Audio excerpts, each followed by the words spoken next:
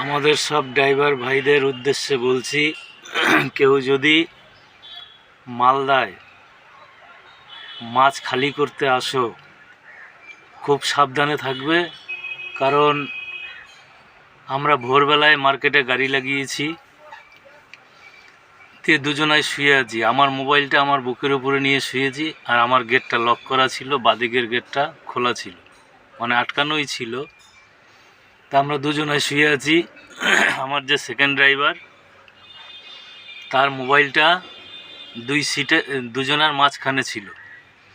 তা হঠাৎ করে বাদিকের গেটটা খুলেছে, খোলার পরে আমার সেকেন্ড ড্রাইভার উঠে পড়েছে, উঠে বলছে, গেট খুললি কেন? বলছে, এমনি গাড়িটা দেখলাম। আর এমন দেখতে শুনতে ভদ্রলোক, দেখলে কেউ বুঝতে পারবে না যে চোর। তা যখন ও চলে গেল, ও গেটটা আটকে আবার লক করে দিয়েছে।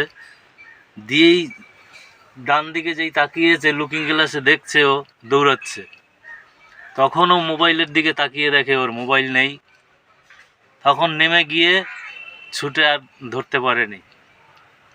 তা সবাইকে বলছি, মালদা যেই আসবা খুব সাবধানে থাকবা। মোবাইল চোর কিন্তু এখানে প্রচুর।